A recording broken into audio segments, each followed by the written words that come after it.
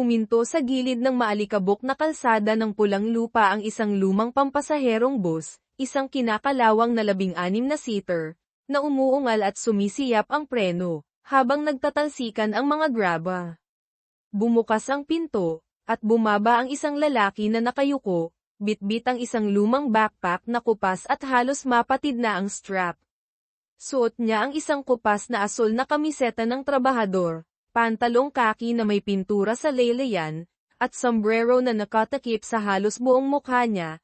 Sinusubukang itago ang kanyang magulo at matagal nang hindi nagugupitang buhok. Maitim ang kanyang mukha dahil sa araw, may tumutubong balbas, at halata ang pagod. Sa isang sulyap, mapagkakamalan siyang isang probinsyano na construction worker na kagagaling lang sa trabaho sa malayo, isang uri ng tao na makakalimutan mo agad pagkatapos makita.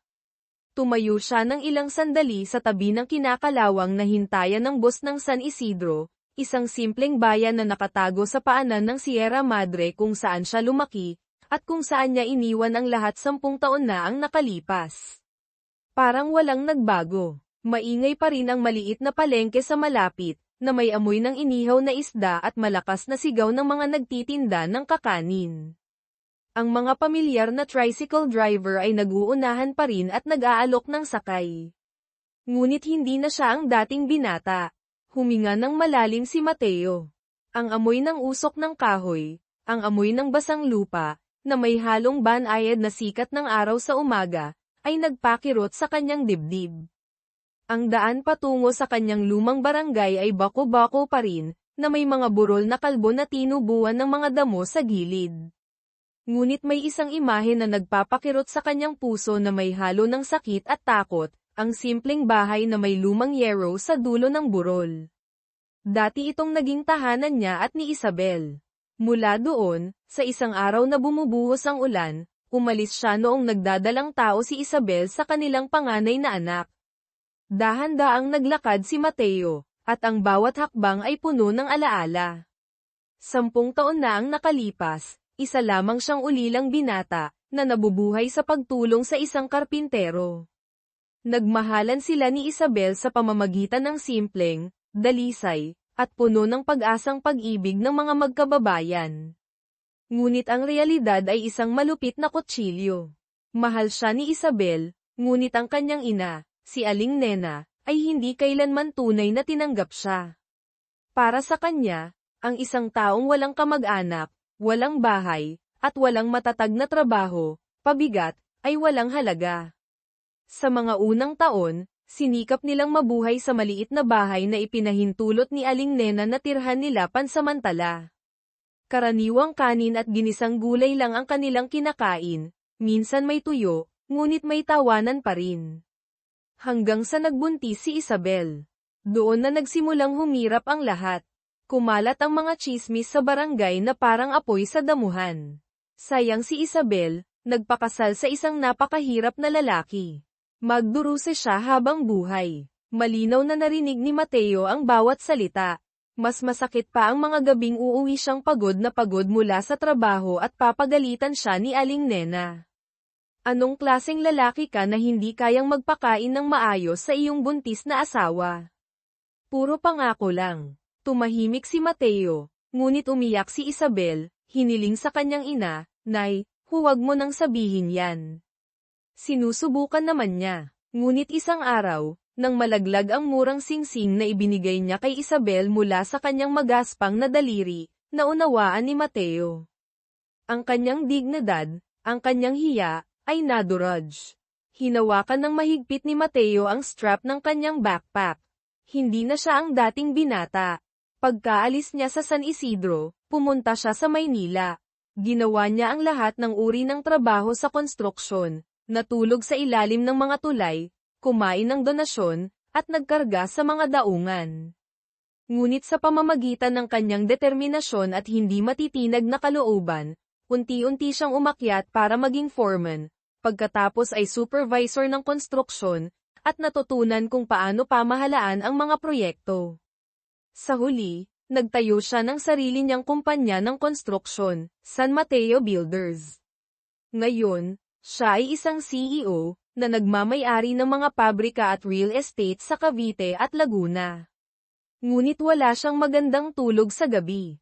Ang mga mata ni Isabel, ang naiisip na iyak ng kanyang anak na hindi pa niya nakikita, ay palaging sumasakal sa kanya na parang isang masakit na sugat sa kanyang puso.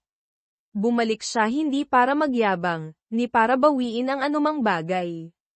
Gusto lang niyang malaman kung kumusta na sina Isabel at ang kanyang anak. At pinakamahalaga, gusto niyang magbayad sa kanyang kasalanan. Ang lumang arko ng Barangay San Isidro ay lumitaw sa hamog sa umaga, na may mga letrang, maligayang pagdating, na natuklap na ang pintura. Naroon pa rin ang malaking puno ng mangga sa simula ng baryo, na ang mga ugat ay nakakapit ng mahigpit sa lupa na parang ang mga alaala ay nakakapit ng mahigpit sa puso. Yumuko si Mateo habang dumadaan sa mga sari-sari store sa simula ng baryo. Lahat ng mga mata ay nakatuon sa kanya.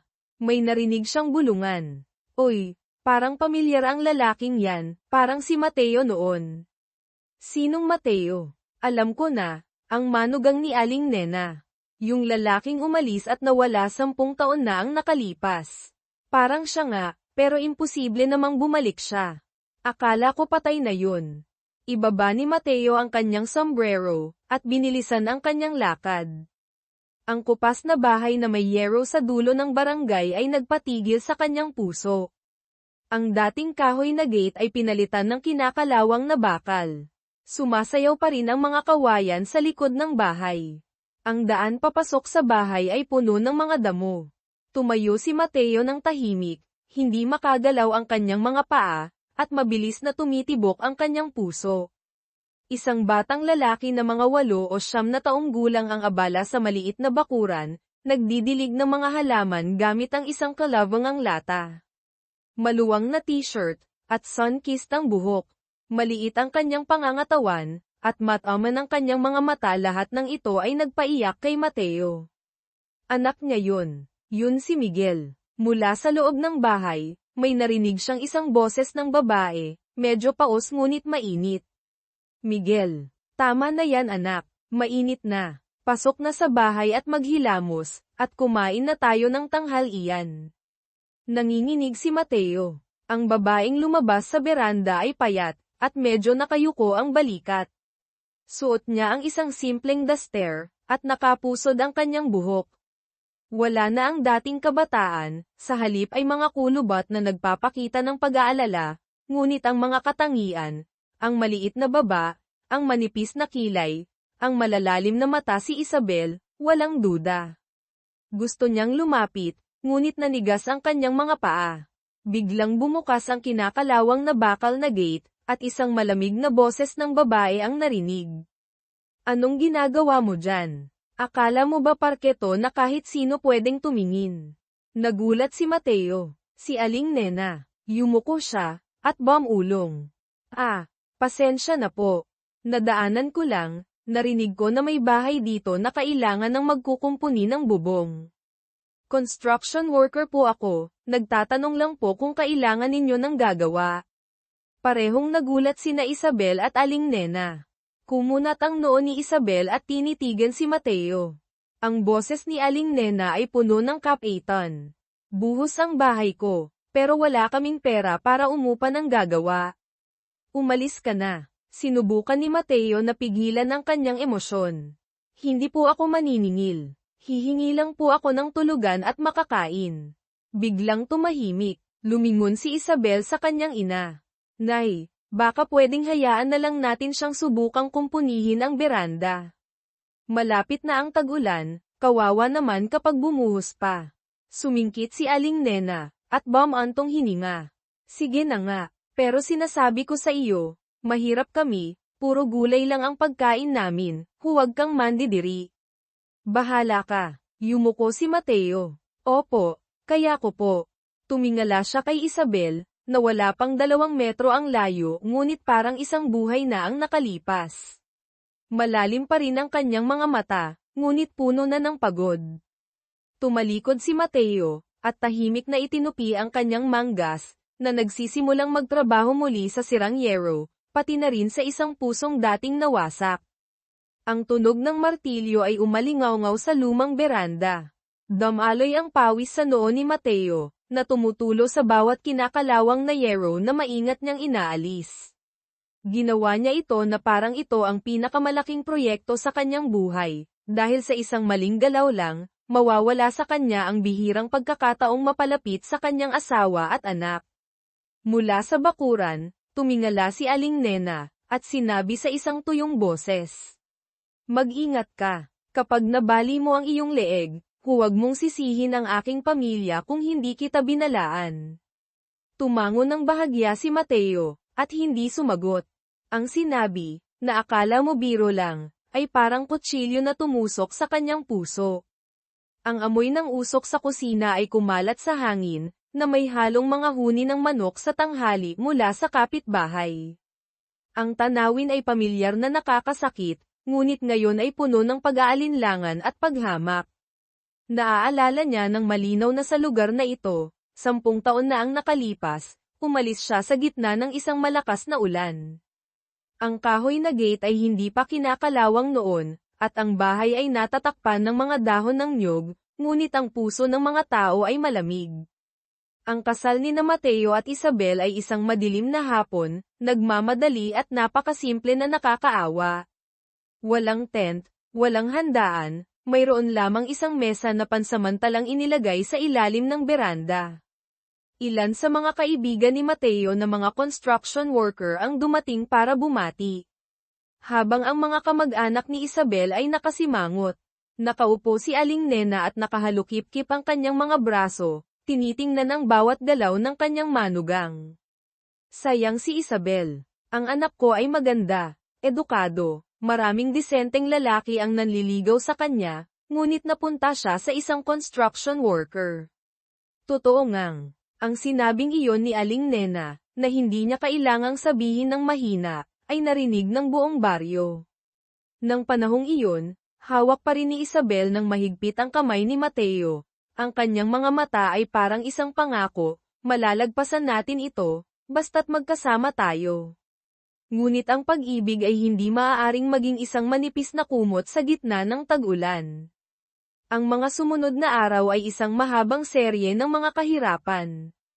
Tumanggap si Mateo ng trabaho sa construction sa kabilang bayan, at kailangan niyang magbisikleta ng higit sa 10 kilometro araw-araw. May mga araw na malakas ang ulan, at basang-basa ang kanyang damit, ngunit nagtatrabaho pa rin siya. Kakarampot na sahod, pag-uwi sa bahay kailangan pang mag-ambag sa pamalengke, pagpapaayos ng bahay, at pambili ng gamot para kay Isabel nang magsimula siyang maglihi ng husto. Sa hapagkainan, tahimik siyang kumakain ng malamig na kanin at tuyo, pinapanood si Isabel na palihim na nagpupunas ng luha kapag nagbitaw ng masasakit na salita ang kanyang ina. Buntis na nga, kailangan pang pumunta sa bukid para mamulot ng palay, kawawa naman. Dahil kanino ba ito? Nay, mahinang sabi ni Isabel. Tinuruan kita ng maraming taon, hindi para ibangga mo ang sarili mo sa isang walang patutunguhan. Yumuyuko lang si Mateo noon, ngunit ang bawat salita ay tumutusok sa kanyang pagkalalaki, hiya, bilang isang lalaking walang magawa. Hindi niya sinisisi si Isabel, kailanman. Siya pa rin ang nag-iisang nagtatanggol sa kanya sa gitna ng mga masasakit na salita, ang naghihintay sa kanya tuwing gabi na may malamig na kanin at mapag-alalang mga mata. Ngunit habang tumatagal, nakikita niya ang sarili na parang isang anino sa bahay na iyon, isang nakikitira, walang tumatanggap, walang kinatatayuan. Ang pinakamasama ay noong isang gabi ng Agosto, bumubuhos ang ulan. Hindi mapigilan ng sira-sirang bubong ang pagpasok ng tubig sa bahay. Sinundo ni Mateo ang kanyang asawa mula sa health center dahil nahimatay siya dahil sa anemia. Basang-basa silang pareho. Pagdating nila, hindi man lang nagsalita si Aling Nena para magpasalamat, bagkus ay sinabi ng mariin, huwag mo nang pahirapan ang anak ko. Wala kang silbi, napakahirap mo. Mas mabuti pang mamatay ka.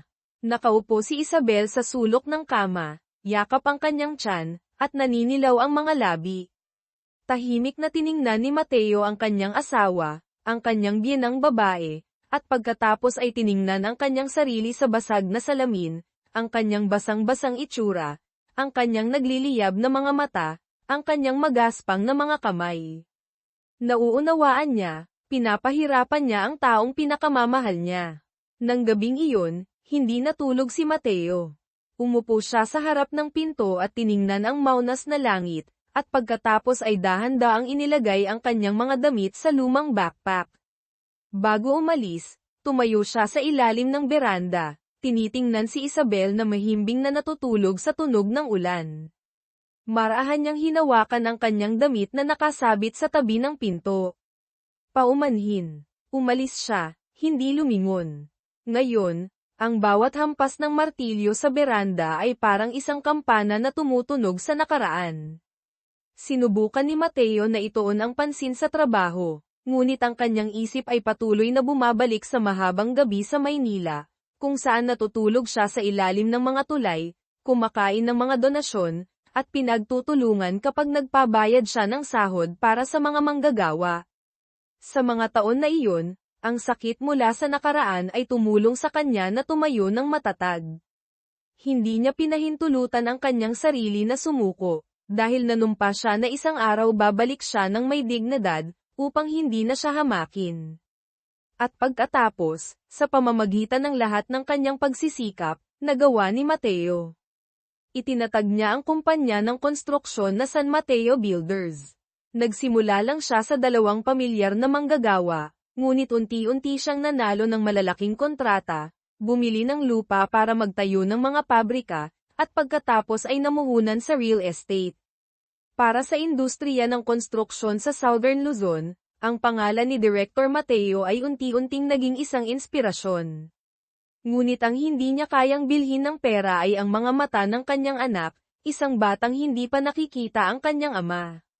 Nakita niya si Isabel na sumisilip sa likod ng kurtina.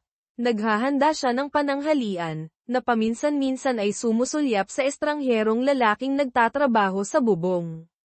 Nararamdaman ni Mateo ang tingin na iyon, hindi na ito isang hamak, ngunit hindi rin naman isang pagtitiwala. Sapat na iyon. Sanay na siya na patunayan ang lahat, hindi sa pamamagitan ng salita, ngunit sa pamamagitan ng pagkilos. Ang tawag ni Isabel sa kanyang anak ay umalingaw-ngaw mula sa bakuran. Miguel, tulungan mo akong mamili ng gulay. May paborito kang ulam mamaya. Sumigaw si Miguel, may paborito akong ulam, nanay. Napakagaling. Yumuko si Mateo, at lumunok. Gaano nakatagal simula nang kumain siya ng lutong bahay na pagkain? 10 taon. O buong buhay. Hinigpitan niya ang huling tornilyo sa balangkas ng bubong, at pagkatapos ay bumulong sa kanyang sarili, sa pagkakataong ito, kahit na itaboy, pag-alitan, o pagtawanan ako, hindi na ako aalis. Ang tanghali sa barangay San Isidro ay nakakapaso sa init. Ang hangin ay parang kinukulong sa pagitan ng mga damong sunog at amoy ng tuyong lupa. Sa bubong na natatakpan ng lumang yero, patuloy na inaayos ni Mateo ang pagtagas. Napakamot ang kanyang kamay dahil sa matutulis na gilid ng yero, ngunit hindi siya nagreklamo o huminto. Sa ilalim, si Aling Nena ay nakayuko at nagpipitas ng mga gulay. Ang kanyang mapaghinalang mga mata ay paminsan-minsan ay sumusulyap sa bubong. Nako, umakyat na parang pusa. Hindi ko alam kung may magagawa ba siya, o baka bumagsak ang bubong at mamatay tayong lahat. Mula sa kusina, naglabas si Isabel ng isang simpleng hapag-kainan. Ang pananghalian ay binubuo lamang ng isang mangkok ng sabaw ng gulay, isang maliit na plato ng pritong isda, at isang mangkok ng bagoong. Nakaupo na si Miguel na nakaupo, nakangiti at nagtatanong sa kanyang ina, kakain ba tayo kasama ng construction worker, nanay? Tumigil si Isabel, at sumulyap palabas, hindi sumasagot. Bumaba si Mateo mula sa bubong, basa ang likod ng kanyang damit sa pawis. Tumayo siya sa tabi ng beranda, at bumulong, tapos ko na pong kumpunihin ang tagas sa bubong. Siguro po bukas hindi napapasok ang tubig sa loob. Hindi tumingala si Aling Nena. Oo, basta huwag mo lang give in. Sige na, kanin gulay lang yan, Kung kakain ka, pumasok ka na, kung hindi, umalis ka na. Lumingon si Isabel, at binigyan si Mateo ng isang mangkok at isang lumang kahoy na chopstick. Halika, kumain ka. Tumango siya ng bahagya, pumasok, sinusubukang panatilihin ang tamang distansya. Ang hangin sa pagitan ng tatlong tao ay kakaiba na parang isang pansamantalang pamilya, na nawawalan ng isang bagay na nag-uugnay sa kanila upang maging awkward ang lahat. Umupo si Mateo sa banig. Nagtimpla si Miguel ng tubig para sa kanya at pagkatapos ay nagtatakang nagtanong, totoo bang construction worker ka, po? May asawa ka na ba? Tumawa si Mateo, at hinaplos ang ulo ng bata. Wala pa akong asawa. Kung saan ako hanapin, doon ako nagtatrabaho, hindi pa ako nagkaroon ng asawa at mga anak. Tumango si Miguel. Pareho kayo ng nanay ko. Wala rin siyang asawa. Inaalagaan niya lang ako. Ang walang malay na pahayag ay parang tumama sa dibdib ni Mateo. Napahiya si Isabel at tumalikod. Naglihis si Aling Nena. Sa panahong ito, karaniwan na ang mga solong ina. Mas masahol pa kung may asawa ka, pero parang wala. Yumuko lang si Mateo, at hindi sumagot. Pagkatapos kumain, kusang loob na naghugas ng pinggan si Mateo. Tiningnan siya ni Isabel habang nakakahiya siyang hawak ang labahan ng pinggan, nanginginig pa rin ang kanyang kamay dahil sa gasgas.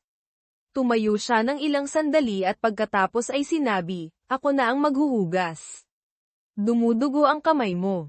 Ayos lang, maliit na hiwa lang. Mabilis akong maghuhugas at pupunta para bumili ng mga pako para ayusin ang ilang maluwag na yero. Sige, ngumiti ng mahina si Mateo. Isang maikling salita lang, ngunit kahit papaano ay huminto na siya sa pagtawag sa kanya na, "Kuya," sa malayo. Kakaiba iyon, ngunit mas maganda kaysa sa tahimik. Nang hapon ding iyon, pumunta si Mateo sa palengke ng bayan para bumili ng mga pako, at naghanap din ng panggamot sa kanyang sugat. Pauwi na siya, nadaanan niya ang sari-sari store sa simula ng barangay at nakita niya ang ilang pamilyar na mukha. May tumitig sa kanya, at sinabi, "Uy, yung lalaking yun kamukha ni Mateo dati." Sinong Mateo? Si Mateo, manugang ni Aling Nena. Nakalimutan mo na ba yung lalaking umalis at nawala? Oo, kamukha nga, ngunit imposible para sa kanya na bumalik. Baka bumagsak ang langit.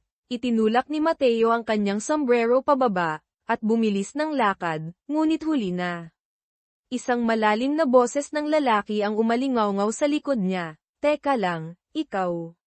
Lumingon si Mateo. Si Tito Boyet pala, isang malayong kamag-anak ni Isabel, na may hawak na isang baso ng ice water, ang kanyang mga mata ay kumikislap. Hindi ba si Mateo yun? Lunok siya, at tumango ng bahagya. "Ako po si Ben. Construction worker po ako, nakara-rating lang." "Ben, binibiro mo ba ako? Ang boses mo, ang itsura mo." "Mateo, nakilala kita mula sa 1 kilometro ang layo." Susubukang magsinungaling si Mateo, ngunit tumayo na si Tito Boyet, at naglakad patungo sa kanya. "Mga kapitbahay, lumabas kayo dito." Si Mateo to dati. Iniwan ang kanyang asawa at anak 10 taon na ang nakalipas, ngayon nagpapanggap siyang construction worker. Ang mga bulong-bulungan ay nagsimulang umalingaw-ngaw na parang mga balang. "Diyos ko, siya ba iyon? Nako, akala ko kung sino.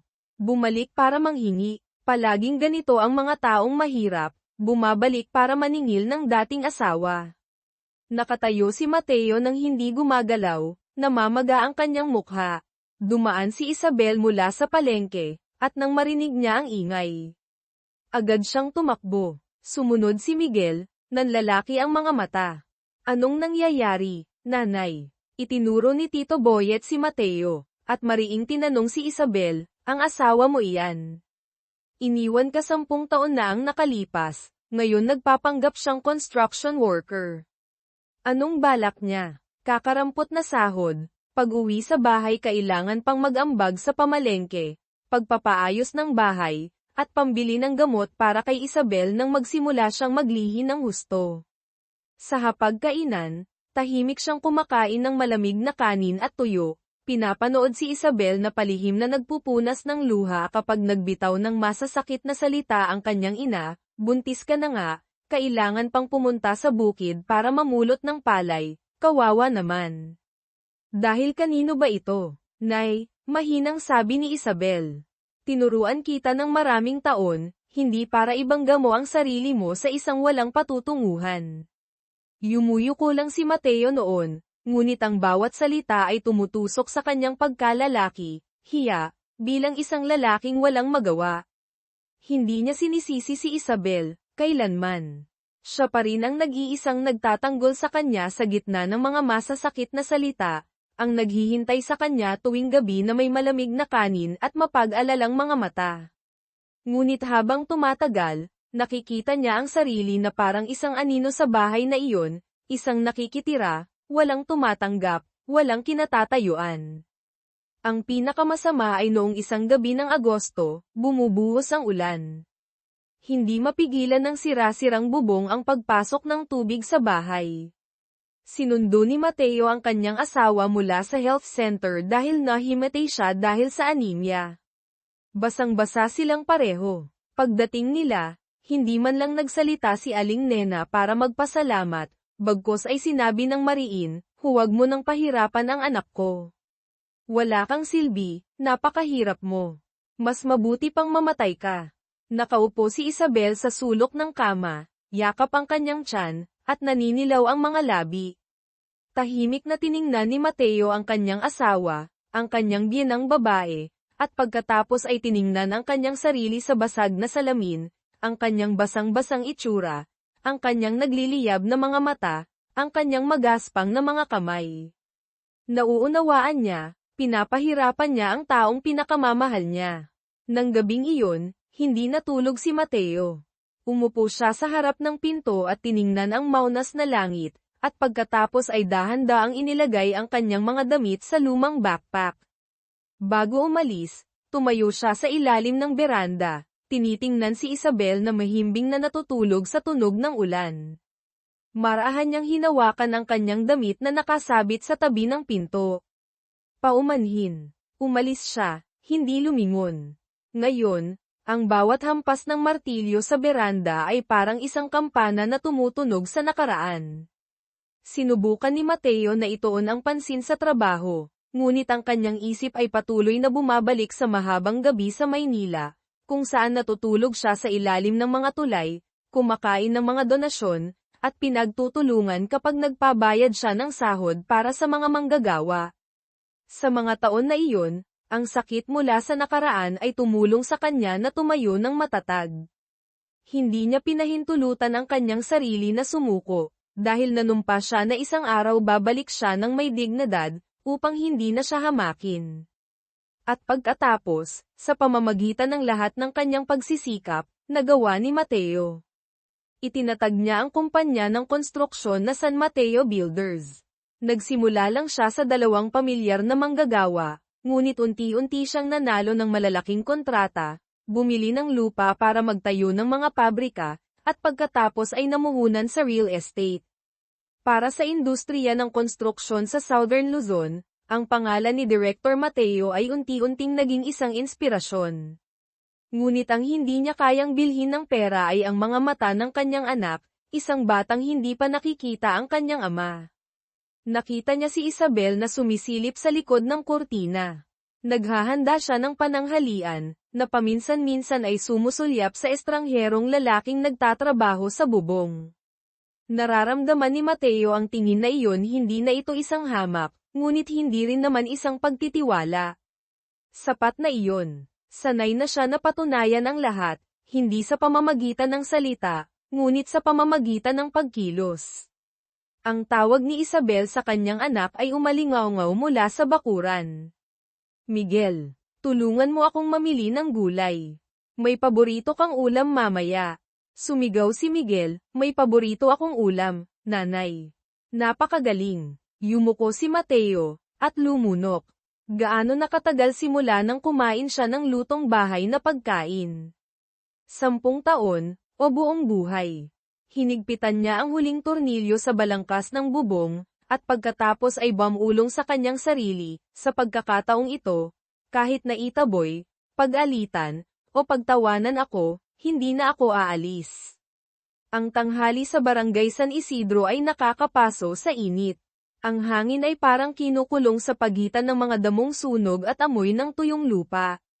Sa bubong na natatakpan ng lumang yero, patuloy na inaayos ni Mateo ang pagtagas. Napakamot ang kanyang kamay dahil sa matutulis na gilid ng yero, ngunit hindi siya nagreklamo o huminto. Sa ilalim, si Aling Nena ay nakayuko at nagpipitas ng mga gulay. Ang kanyang mapaghinalang mga mata ay paminsan-minsan ay sumusulyap sa bubong. Nako, umakyat na parang pusa. Hindi ko alam kung may magagawa ba siya, o baka bumagsak ang bubong at mamatay tayong lahat. Mula sa kusina, naglabas si Isabel ng isang simpleng hapag-kainan. Ang pananghalian ay binubuo lamang ng isang mangkok ng sabaw ng gulay, isang maliit na plato ng pritong isda, at isang mangkok ng bagoong. Nakaupo na si Miguel na nakaupo, nakangiti at nagtatanong sa kanyang ina, "Kakain ba tayo kasama ng construction worker, nanay?" Tumigil si Isabel, at sumulyap palabas, hindi sumasagot. Bumaba si Mateo mula sa bubong, basa ang likod ng kanyang damit sa pawis. Tumayo siya sa tabi ng beranda, at bumulong, "Tapos ko na po ang kinukumpuni sa bubong. Siguro po bukas hindi napapasok ang tubig sa loob." Hindi tumingala si Aling Nena. "Oo, basta huwag mo lang give in.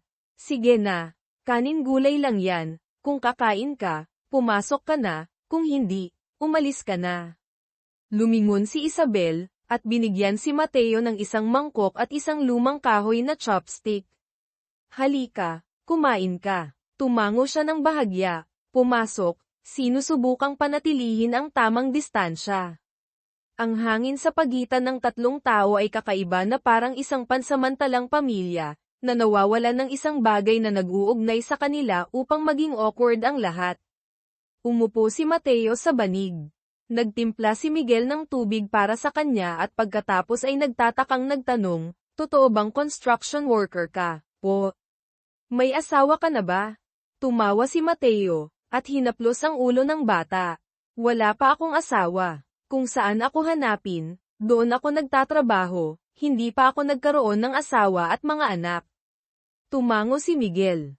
"Ha, pareho kayo ng nanay ko. Wala rin siyang asawa. Inaalagaan niya lang ako." Ang walang malay na pahayag ay parang tumama sa dibdib ni Mateo. Napahiya si Isabel at tumalikod. Naglihis si Aling Nena. Sa panahong ito, karaniwan na ang mga solong ina. Mas masahol pa kung may asawa ka, pero parang wala. Yumuko lang si Mateo, at hindi sumagot. Pagkatapos kumain, kusang loob na naghugas ng pinggan si Mateo. Tiningnan siya ni Isabel habang nakakahiya siyang hawak ang labahan ng pinggan, nanginginig pa rin ang kanyang kamay dahil sa gasgas. Tumayo siya ng ilang sandali at pagkatapos ay sinabi, "Ako na ang maghuhugas. Dumudugo ang kamay mo." "Ayos lang, maliit na hiwa lang. Mabilis akong maghuhugas at pupunta para bumili ng mga pako para ayusin ang ilang maluwag na yero." "Sige." Ngumiti ng mahina si Mateo. Isang maikling salita lang, ngunit kahit papaano ay huminto na siya sa pagtawag sa kanya na, "Kuya," sa malayo.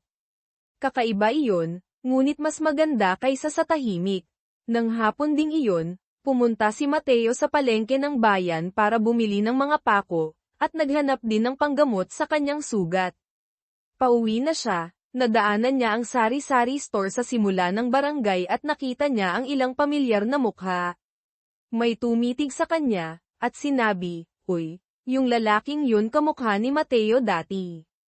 "Sinong Mateo?" "Si Mateo, manugang ni Aling Nena. Nakalimutan mo na ba yung lalaking umalis at nawala?" "Oo, kamukha nga, ngunit imposible para sa kanya na bumalik. Baka bumagsak ang langit." Itinulak ni Mateo ang kanyang sombrero pababa, at bumilis ng lakad, ngunit huli na. Isang malalim na boses ng lalaki ang umalingaw-ngaw sa likod niya, "Teka lang, ikaw." Lumingon si Mateo. Si Tito Boyet pala, isang malayong kamag-anak ni Isabel, na may hawak na isang baso ng ice water, ang kanyang mga mata ay kumikislap. Hindi ba si Mateo yun? Lunok siya, at tumango ng bahagya. Ako po si Ben. Karpintero po ako, nakara-rating lang dito. Ben, binibiro mo ba ako? Ang boses mo, ang itsura mo. Mateo, nakilala kita mula sa 1 kilometro ang layo. Susubukang magsinungaling si Mateo, ngunit tumayo na si Tito Boyet, at naglakad patungo sa kanya. Mga kapitbahay, lumabas kayo dito. Si Mateo to dati. Iniwan ang kanyang asawa at anak 10 taon na ang nakalipas, ngayon nagpapanggap siyang karpintero. Ang mga bulong-bulungan ay nagsimulang umalingaw-ngaw na parang mga bubuyog. Diyos ko, siya ba iyon? Nako, akala ko kung sino. Bumalik para manghingi, ganyan talaga ang mga taong walang pera, bumabalik para maningil ng dating asawa. Nakatayo si Mateo nang hindi gumagalaw, namamaga ang kanyang mukha.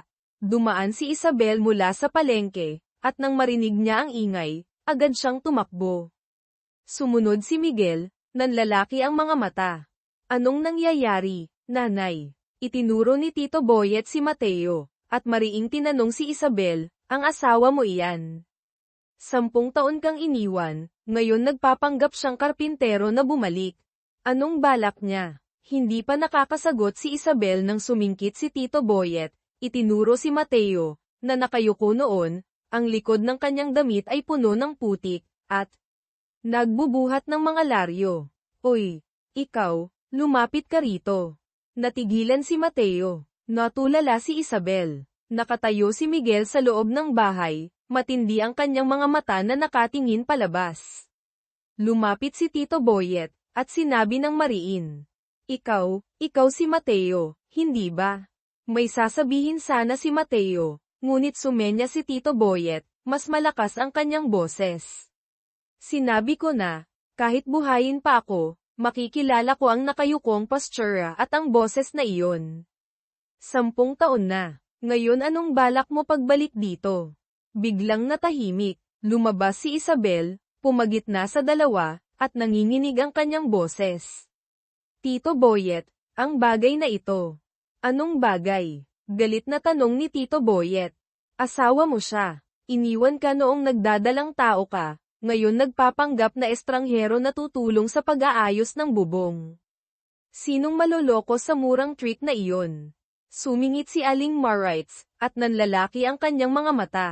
Narinig ko sa mga kapitbahay na natutulog siya sa kusina buong linggo. Pinapayagan mo ba talaga siyang tumira doon, Isabel? Mahinang sabi ni Isabel.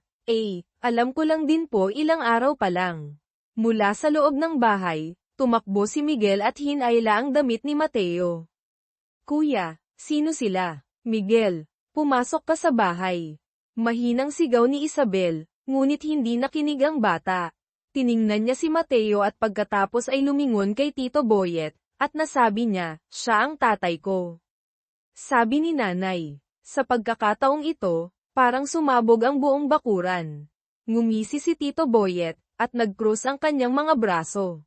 Tatay. Anong tatay? 10 taon na siyang umalis, ngayon babalik para maging ama. O babalik para humingi ng hati sa bahay.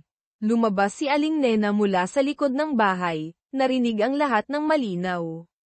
Tumayo siyang natigilan sandali, tiningnan si Mateo at pagkatapos ay tiningnan ang kanyang anak at apo. Namutla ang kanyang mukha, at naging pula. Ikaw nga ba yan? Garalgal ang kanyang boses. Naglakas loob kang bumalik dito. Akala mo ba nakalimutan na namin ang pag-iwan mo sa anak ko? Hindi nagsalita si Isabel. Mahigpit na yamakap si Miguel sa binti ni Mateo, nanlumo ang kanyang mga mata. Yumuko si Mateo, paos ang kanyang boses. Paumanhin po, hindi ko gustong saktan ang sinuman. Gusto ko lang makita ang aking anak, at kung maaari, bayaran ang aking kasalanan. Pumalakpak si Tito Boyet, pagbabayad sala sa pamamagitan ng pagtulog sa kusina ng mga tao.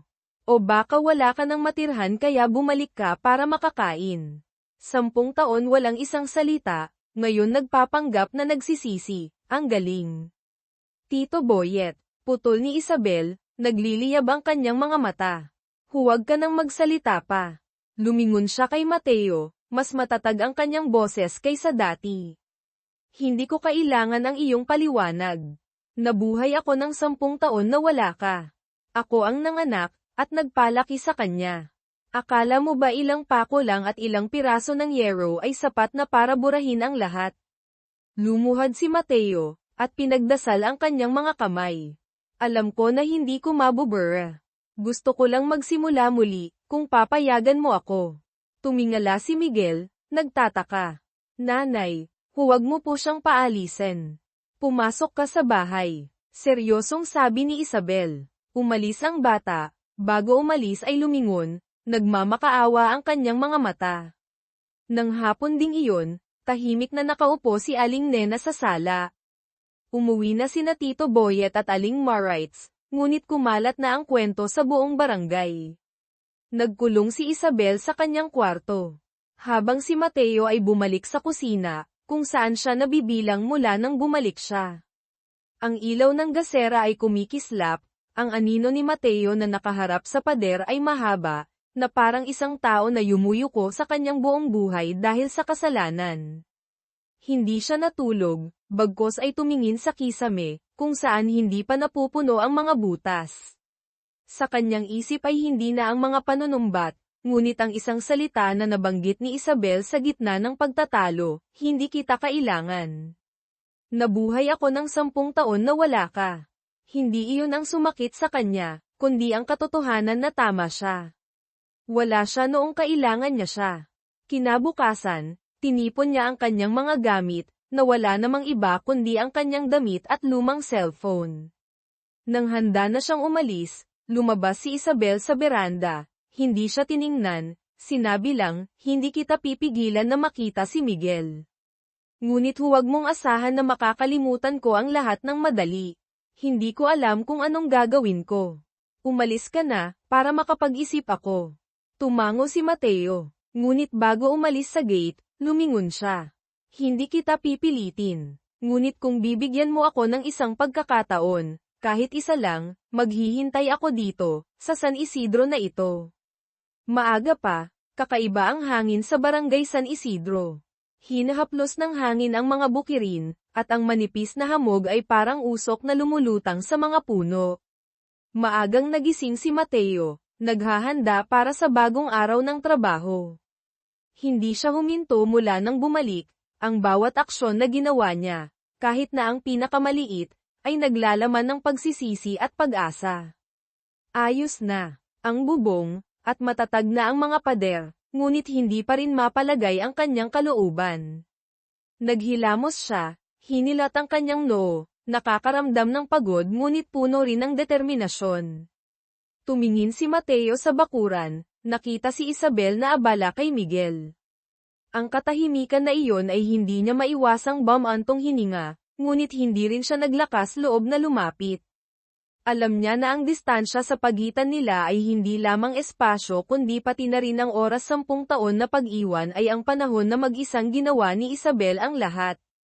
Alam ni Isabel marahil na siya ay nakatingin, ngunit hindi siya lumingon. Patuloy niyang inaalagaan si Miguel, na parang panaginip lang ang lahat. Miguel, pumasok ka na sa paaralan. Mag-ingat ka. Nakatayo si Mateo doon, tanging nakikita ang kanyang anak mula sa malayo, puno ng kalungkutan ang kanyang mga mata. Tumakbo si Miguel papunta sa kanyang ina, at pagkatapos ay tumakbo, sumisigaw, "Nanay, aalis na ako. Kumain ka na ha." Tumayo si Mateo at pinanood ang kanyang anak na unti-unting lumayo.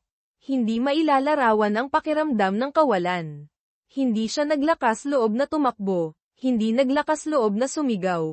Alam lang niya na nakatayo siya roon na parang isang estranghero, tahimik sa isang mundo na walang lugar para sa kanya. Sa buong araw, patuloy na nagtrabaho ng husto si Mateo. Ang pagod ay nagpatuloy, at hindi niya napansin ang oras. Nang lumubog na ang araw, biglang bumuhos ang ulan, na parang senyales mula sa kalangitan. Nakatayo si Isabel sa pintuan, pinapanood ang pagbagsak ng ulan. Tiningnan siya ni Mateo mula sa malayo, Nagtataka kung kaya niyang tumayo sa tabi niya at ng kanyang anak. Ngunit ang sigaw ng isang bata sa labas ng daan ay biglang nagpagising sa kanya. Nakita ni Mateo na tumatakbo si Miguel, na nakakarga ang kanyang lumang bisikleta sa gitna ng hukay. Bumagsak ang bata, namumutla ang kanyang mukha dahil sa sakit. Miguel, sigaw ni Isabel, at mabilis na tumakbo. Hindi nag-isip si Mateo, at mabilis na tumakbo. Hindi na siya isang tagamasid.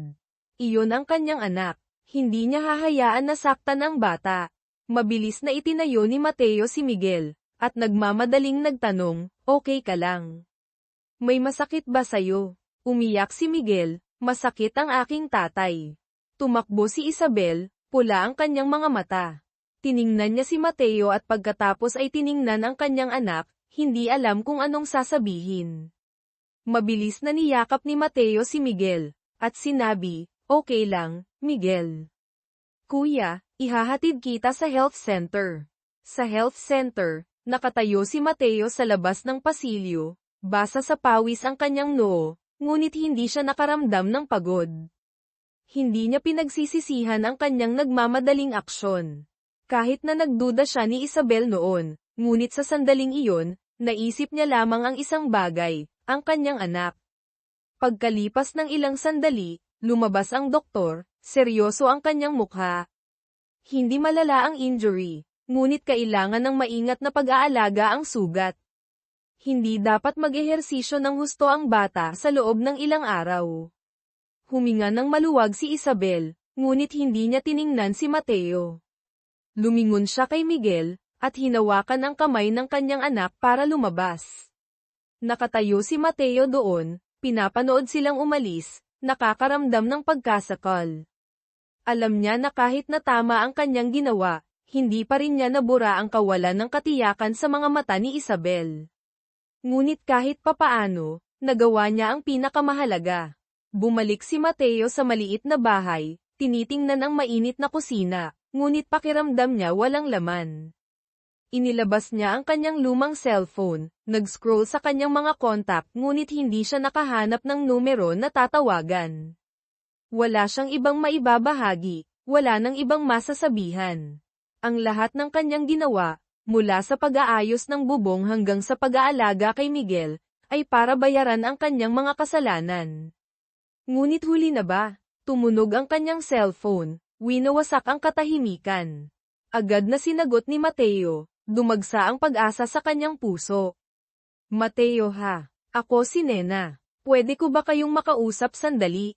Nasamid si Mateo. Ang boses ni Aling Nena ay hindi na kasing lamig ng dati, ngunit mayroon pa ring bagay na gustong maunawaan.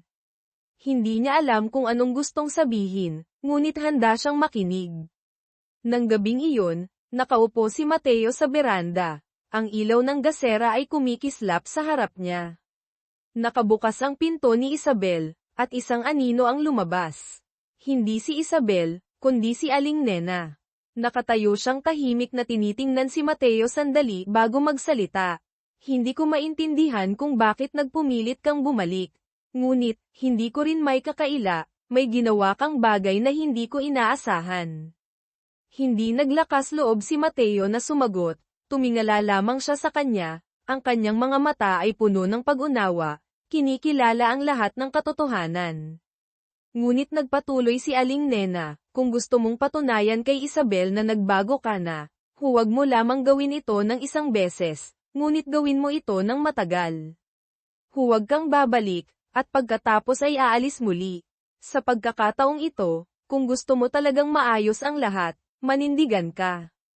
Tahimik na tumango si Mateo. "Gagawin ko po yun," bulong niya, gumagamit ng magalang na wika. Ilang araw pagkatapos ng maliit na aksidente ni Miguel, ang bahay ni Aling Nena ay biglang naging tahimik. Wala nang mga Wallace na sumasayaw sa umaga, at hindi nakita si Mateo na abala sa pag-aayos ng mga pader at bubong. Tahimik siyang bumalik sa loob, hindi umalis tulad ng ipinangako niya, ngunit hindi rin lumapit. Mayroon nang nangyayari sa pagitan ng tatlong matatanda, isang bagay na masama na kailangan lamang ng isang maling salita, malulutas ang lahat. Mabilis namang gumaling si Miguel. Kahit na medyo masakit pa rin ang kanyang paa, masaya siya na parang hindi siya bumagsak. Mukhang sa mga bata, kailangan lamang na maging interesado sa tamang oras, ang lahat ng kalungkutan ay mas madaling pagalingin kaysa sa mga sugat.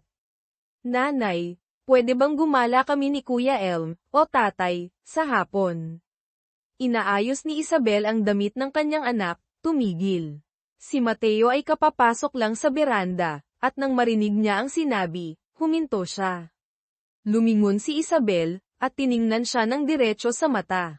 Depende, sa kanya. Dalawang simpleng salita lang, ngunit parang nagbukas ng isang mabigat na pinto sa puso ni Mateo. Tumango siya. Oo, ihahatid kita. Dahan-dahan lang, hindi kita mapapagod. Ngumiti ng malapad si Miguel. Ngumiti rin si Mateo, ngunit nakatuon pa rin ang kanyang mga mata kay Isabel. Hindi siya ngumiti, ngunit hindi rin siya umiwas tulad ng dati. May kakaiba sa kanyang mga mata, hindi na galit lamang, ngunit pagmamasid, pagsusuri, at marahil, kaunting pagdududa at pag-asa. Nang hapon ding iyon, nag-aalangan na naglalakad si Miguel sa tabi ni Mateo sa daang mapula na patungo sa bukid kung saan nakagapas na ang palay. Ang amoy ng dayami ay mabango. Ang bawat hihip ng hangin ay may kasamang amoy ng putik at ang malayo na tunog ng hapon. Tatay, Mateo, biglang sabi ni Miguel. Natigilan si Mateo. Ito ang unang pagkakataon na tinawag siya ni Miguel na tatay, ng natural, nang walang pag-aalinlangan. Ulitin mo anak, sabi ni Mateo, nagpigil sa kanyang boses. Tatay, sabi ni Miguel nang nakangiti. Sinubukan ko lang. Hindi nagsalita si Mateo, yumuko lang siya para yakapin ang kanyang anak. Ang lahat ng pagod ng 10 taon ay biglang nawala. Nang gabing iyon, pagkatapos kumain, nang natutulog na si Miguel, lumabas si Isabel sa beranda na may hawak na isang baso ng mainit na tsaa. Nagliligpit si Mateo sa kusina, at nang makita niya siyang lumabas, tahimik siyang lumapit, hindi siya umupo sa tabi niya, pinananatili ang tamang distansya. Naunang nagsalita si Isabel, hanggang kailan ka balak na tumira dito? Kapag gusto mo na akong umalis, aalis ako. Ngunit kung hindi mo ako paalisin, mananatili ako. Tumahimik si Isabel ng mahabang sandali at pagkatapos ay sinabi, talagang nagbago ka na. Hindi ka na ang dating pabigla-biglang lalaki na nagtatampo at umaalis. Hindi ka na rin ang taong natatakot sa paghihirap at responsibilidad. Nakikita ko na iba ka. Tiningnan siya ni Mateo, ang kanyang mga mata ay hindi na malamig, tila payapa na. Ngunit, hindi ko pa alam kung kaya kong magtiwala muli. Hindi madali ang 10 taon. 10 taon na mag-isa akong nagpalaki sa aking anak, na naririnig ang mga bulong-bulungan ng mga tao, natutunan ko na kung paano mabuhay nang hindi umaasa sa sinuman. Hindi ko gustong umasa ka sa akin. Gusto kong magtulungan tayo. Pwede ba? Hindi sumagot si Isabel. Humigop lang siya ng tsaa at pagkatapos ay inilagay ang baso. Mula noon, nanatili si Mateo, sa titulo ng isang walang bayad na katulong. Patuloy siyang nagkukumpuni ng bahay, nagluluto, at naghahatid at nagsusundo kay Miguel sa paaralan. Hindi siya pinigilan ni Isabel. Hindi na rin nagsalita si Aling Nena. Bagamat tiningnan pa rin niya si Mateo ng hindi maganda, ngunit nang makita niya na maagang nagising siya para magluto ng lugaw, at painumin si Isabel ng gamot tuwing umaga kapag siya ay may sipon, hindi niya maiwasang aminin ang isang bagay, hindi na siya ang dating Mateo. Isang araw, nang patuloy na umuubo si Isabel dahil sa sipon, dinala ni Mateo ang isang baso ng mainit na sopas. Maghiliw ang kanyang boses, kumain ka ng kaunti para gumaling ka. Niluto ko ito ayon sa gusto mo dati, kaunting sibuyas, maraming paminta. Nagulat si Isabel. Naalala mo pa, 10 taon, hindi ko malilimutan. Naaalala ko ang lahat. Hindi siya sumagot, ngunit kinuha niya ang sopas. Nang gabing iyon, nang malakas ang ulan, tumutunog ang bubong na yero, at hinahampas ng hangin ang mga bintana. Mahimbing na natutulog si Miguel. Nakaupo si Isabel sa mesa at tumitingin sa dilim na langit. Nakatayo si Mateo sa tabi ng pintuan sa kusina. Dati, mahinang sabi ni Isabel, tuwing malakas ang ulan, yuyuko ako sa sulok, at tatakpan ko ng raincoat ang aking anak. Tumutulo ang bubong, dumadaloy ang tubig pababa sa kama. Naisip ko, kung narito ka lang, hindi bababa sa matatakpan mo ang bubong. Naitikom ni Mateo ang kanyang mga kamay. Dahan-dahan siyang lumapit, at mahinang sinabi, paumanhin. Mahina ako noon. Akala ko mas mabuti para sa iyo kung aalis ako, ngunit sa halip pinahirapan kita sa buong buhay mo. Tumalikod si Isabel. Hindi ko na kailangan ang iyong tawad. Gusto ko lang malaman kung totoo ang iyong nararamdaman. Subukan mo. Subukan mong hayaan akong patunayan. Ilang araw pagkatapos noon, humingi ng pahintulot si Mateo kay Aling Nena para itayo ang kusina na bitak na ang mga pader, at tumutulo ang bubong. Umiling siya, wala kaming pera. Huwag kang magpakabayani. Hindi ako kukuha ng pera, po. Ituturing ko itong pagbabayad ng utang.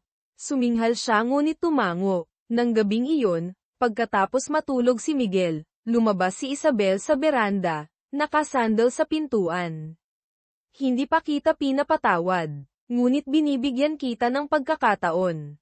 Hindi na itago ni Mateo ang kanyang kagalakan.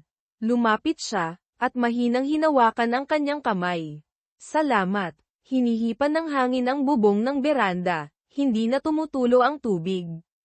Tahimik na nakaupo ang dalawa sa katahimikan. Wala ng mga estranghero, wala ng mga dating tao.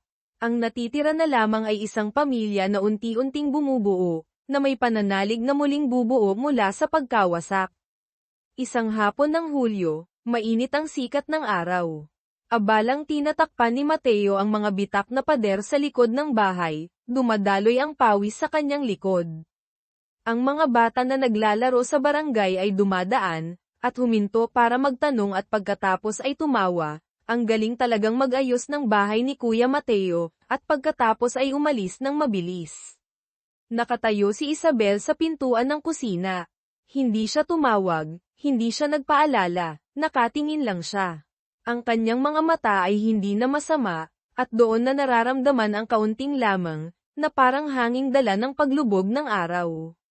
Kagagaling lang sa paaralan ni Miguel, ang kanyang bag ay nakasabit sa kanyang balikat, ang kanyang mga plastik na tsinelas ay malapit ng masira, ngunit masaya pa rin siyang tumakbo papunta sa bakuran.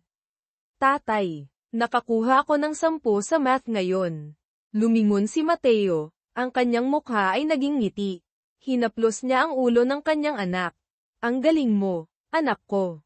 Nang marinig ni Aling Nena ang salitang, tatay, sa loob ng bahay, suminghal siya. Ngunit sa pagkakataong ito ay hindi siya nagalit.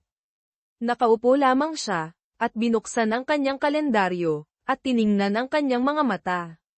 Nang dumilim, isang makintab na itim na kotse ang biglang huminto sa gate ng Barangay San Isidro.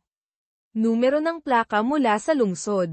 Agad na nakakuha ng atensyon mula sa mga bata at ilang matatanda na nagtitipon sa sari-sari store sa simula ng barangay. Mula sa kotse, lumabas ang 2 lalaki, nakasuot ng mag-agarang damit, at may dalang mga leather bag. Ang isa ay maikli, nakasuot ng salamin, at ang isa ay matangkad, at ang kanyang buhok ay maayos na nakasuklay, at may matalas na boses. Sigurado ako na sa bahay na ito kami dapat pumunta. Sinabi ni Kuya Mateo na pansamantalang nakatira siya sa bahay ng kanyang dating biyenan. Lumapit sila sa bahay na may yero na bubong. Naglalaba si Isabel, nagbabasa si Miguel sa bahay, habang si Mateo ay abala pa rin sa pagpukpok sa sahig sa likod ng kusina. Kumunat ang noo ni Isabel nang makita niya ang 2 estranghero. Narinig ni Aling Nena ang ingay sa loob ng bahay at lumabas. Sino ang hinahanap ninyo? Tanong niya, naghihinala. Magalang na sinabi ng matangkad na lalaki, excuse me po, ito ba ang bahay ni Kuya Mateo? Director ng construction company na San Mateo Builders. Nagulat si Aling Nena. Nalaglag ni Isabel ang basket na hawak niya. Ang tunog ng plastik ay katulad ng kidlat. Director, ano? Nabigla si Isabel. Ang buong barangay ngayon ay nasa labas na ng gate, ang iba ay bumubulong, ang iba ay nagulat. Diyos ko, ang akala ko ba mahirap ang taong ito? Ang ibig sabihin nito ay nagpanggap siyang mahirap para subukin kami. Si Mateo, anak ni Aling Nena noon. Ngayon mayaman na siya. Lumabas si Mateo mula sa likod ng bahay, puno pa rin ng putik ang kanyang mukha. Nang makita niya ang dalawa, huminto siya. Nagsalita ang maliit na lalaki, tuwang-tuwa ang kanyang boses, Kuya Mateo. Sa wakas nakita ka rin namin. Ilang linggo ka nang nawawala kaya nag-ulo ang kumpanya. Naghihintay na ang proyekto na sa timog at walang gustong pumirma sa iyong lugar. Garalgal ang boses ni Mateo, at mabilis na lumabas. Rico, June, sinabi ko sa inyo na huwag kayong pumunta dito. Napaurong si Isabel, at nanginginig ang kanyang mga kamay. Direktor ka. Tumahimik si Mateo. Mabilis na lumingon si Aling Nena sa kanyang anak. Direktor siya. Hindi siya karpintero. Sumingit ang isa sa kanila, excuse me po, hindi niyo po ba alam? Si Kuya Mateo ang CEO ng construction company na San Mateo Builders, at isa rin siyang shareholder sa 2 real estate project sa Cavite. Sa mga nakaraang taon naging abala. Siya masyado para bumalik sa bahay. Akala namin alam nyo. Parang tumigil ang mundo. Lumalapit ang mga kapitbahay, ang iba ay nagmamangha, ang iba ay nagbubulungan. Diyos ko, ang akala ko ba napakahirap ng lalaking ito? Ang ibig sabihin nito ay nagpanggap siyang mahirap para subukin kami. Si Mateo, anak ni Aling Nena noon. Ngayon milyonaryo na siya. Nakatayo si Isabel, walang magawa. Namumula ang mukha ni Aling Nena dahil sa gulat at kahihiyan. Hindi maintindihan ni Miguel ang nangyayari, hinawakan lamang niya ang kamay ng kanyang ina. Nanay, mayaman ba si tatay? Lumapit si Mateo kay Isabel, nagmamakaawa ang kanyang mga mata. Hindi ko sinasadya na itago sa iyo. Gusto ko lang bumalik na parang ordinaryong Ben. Kung magpapakita ako na may kotse, blazer, driver, mas mahihirapan kang maniwala na totoo ako. Tumalikod si Isabel, lumuluha. Mahina niyang sinabi, akala mo ba kailangan ko ang pera, kailangan ko ang titulo. Kailangan ko ang isang ama para sa aking anak, isang asawang hindi ako iiwan sa aking pinakamahirap na oras, hindi isang direktor na may suot na maskara. Natigilan si Mateo, at tahimik na yumuko. Tinihil ni Aling Nena ang mga tao, at sinabi ang bawat salita, umuwi na kayo. Pribadong bagay ito ng aming pamilya. Umalis ang mga tao, bagamat patuloy silang sumulyap. Lumingon siya kay Mateo. Ang galing mo. Bakit ka nagpanggap na mahirap na naghihirap dito? Para ipahiya kaming mag-ina. Hindi ko gustong magmayabang. Gusto ko lang hanapin ang aking pamilya. Hanapin sa pamamagitan ng pagsisinungaling. Sa pamamagitan ng pagpapanggap na mahirap. Natahimik si Mateo. Pumasok si Isabel sa bahay, nang walang sinabi. Sumunod si Miguel sa kanyang ina, nalilito, nabigo. Nang gabing iyon, nag-isang nakaupo si Mateo sa bakuran. Tahimik na sumikat ang buwan. Ang tanging tunog na naririnig ay ang mga insekto at ang buntong hininga ng isang lalaki na muling nawalan ng lahat. Bumukas ang pinto. Nakatayo si Aling Nena. Medyo hamupa ang kanyang boses. Nakaupo ka pa rin dito. Tumingala si Mateo. Hindi ko alam kung saan ako pupunta. Mayroon kang buong kumpanya, bahay, pera. Bakit mo sinasabi na wala kang mapuntahan? Kahit saan ako pumunta, hindi iyon magiging bahay kung hindi ko kasama ang aking asawa at anak. Bamantong hininga si Aling Nena. Nasasaktan ng husto si Isabel dahil sayo. Hindi siya tahimik ngayon dahil kinamumuhian ka niya, kundi dahil natatakot siya, natatakot na magtiwala muli. Tumango si Mateo, lumuluha. Naiintindihan ko. Maghihintay ako. Kahit gaano katagal. Pagkalipas ng 1 linggo matapos malantad ang katotohanan, ang bahay na may yero na bubong sa barangay San Isidro ay bumalik sa pagiging tahimik.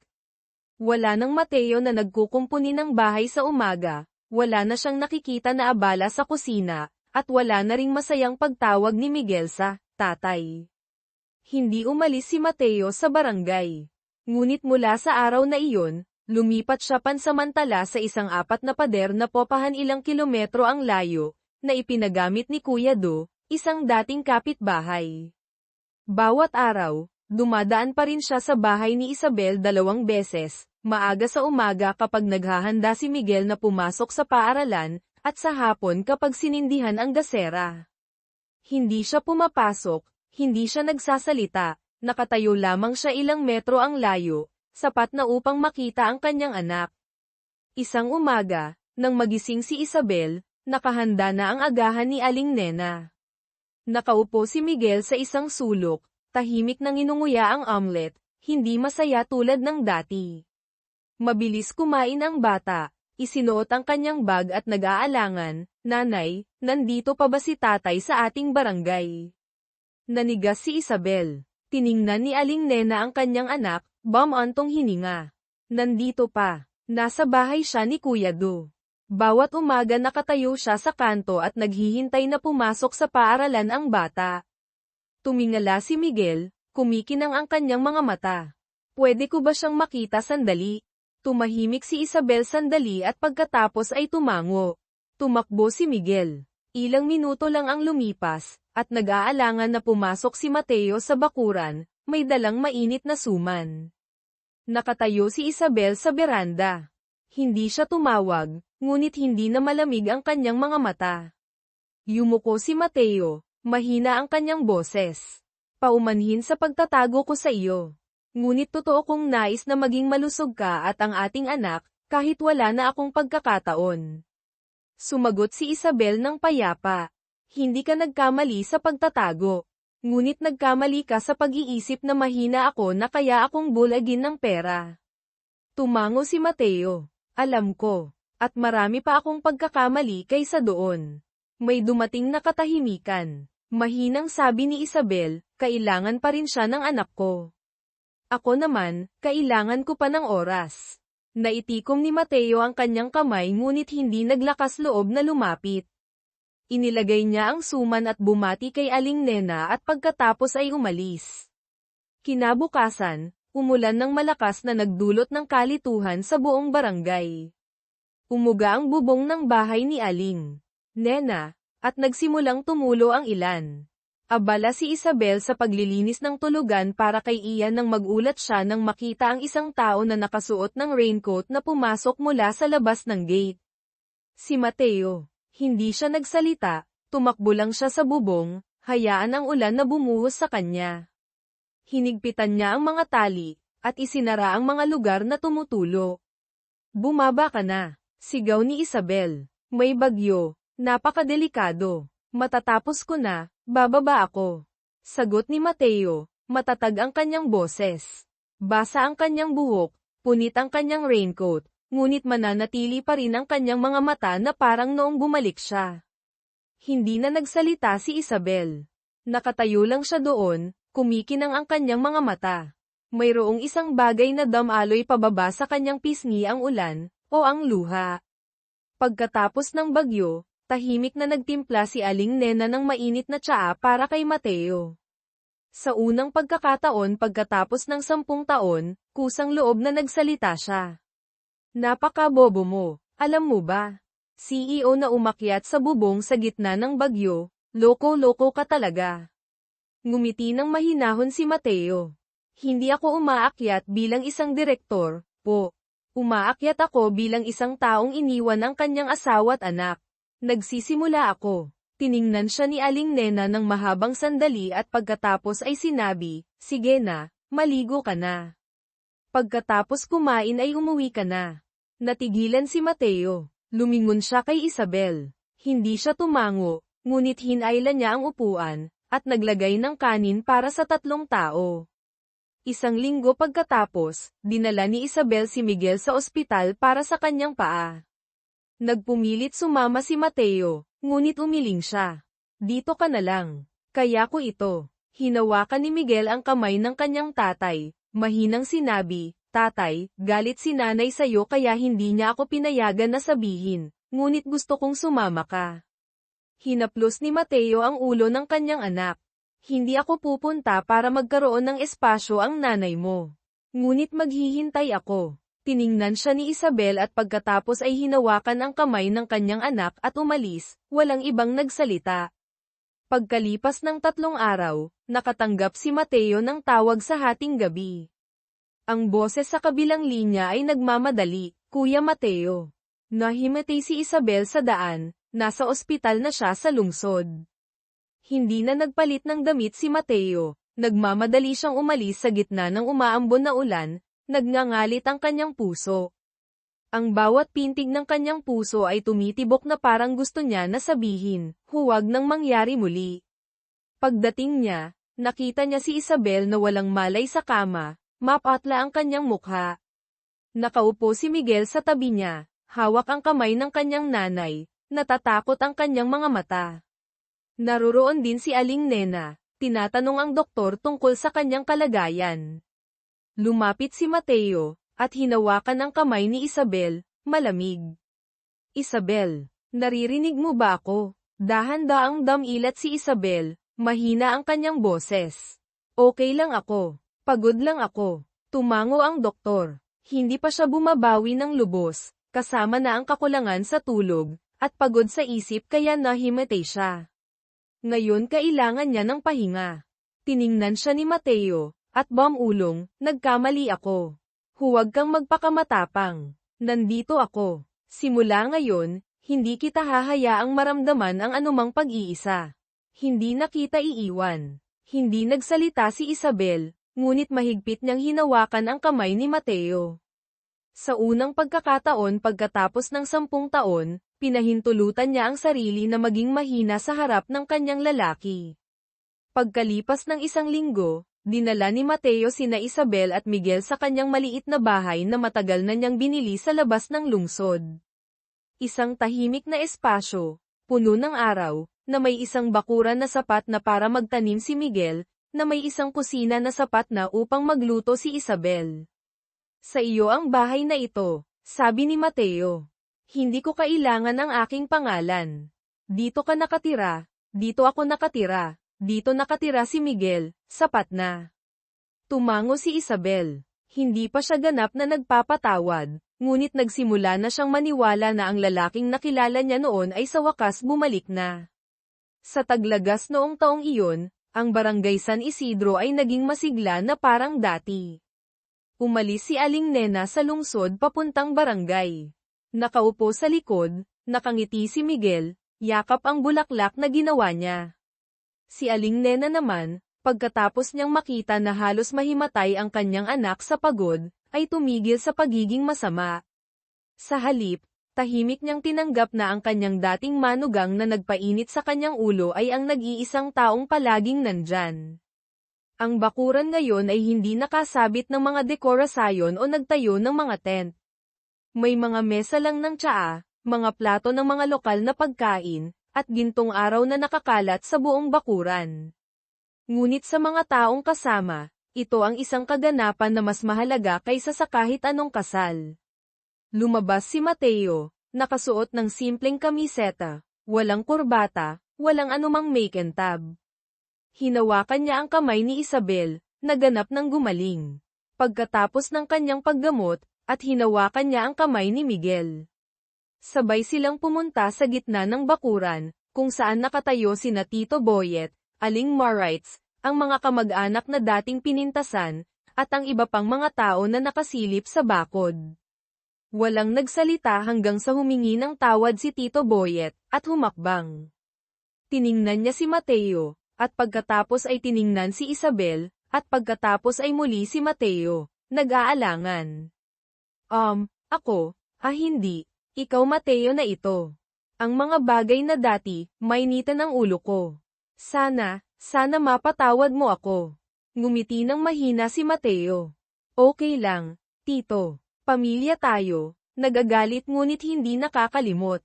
Lumuluha si Aling Nena. Hinawakan niya ang kamay ng kanyang anak, tahimik na sinabi, "Masaya ka na ngayon, wala na akong ibang hihilingin. Sana hindi na magkaroon ng sinuman na magdudulot pa ng sakit sa sinuman."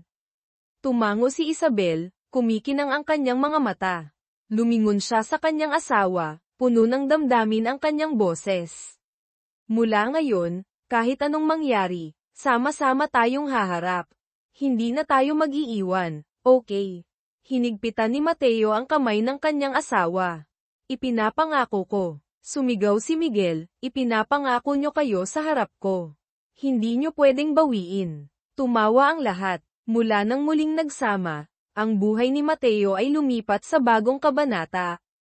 Hindi dahil nagbago ang kanyang karera dahil matagumpay na siyang tao noon, ngunit dahil sa unang pagkakataon, ang kanyang tagumpay ay tunay na mayroong kasama. Hindi na bumalik si Isabel sa kanyang dating trabaho. Sa halip, pinamahalaan niya kasama si Mateo ang maliit na chain ng kainan, ideya mula sa simpleng kainang bahay na may malalim na pagmamahal. Hindi lamang siya asawa, ina, kundi isa ring kaibigan, isang tahimik ngunit matalas na tagapayo na hilingin ng sinumang negosyante. Sinabi ni Mateo, kaya kung umakyat ng mag-isa, ngunit ikaw ang nagpapadama sa akin na hindi ko na gustong bumaba pa.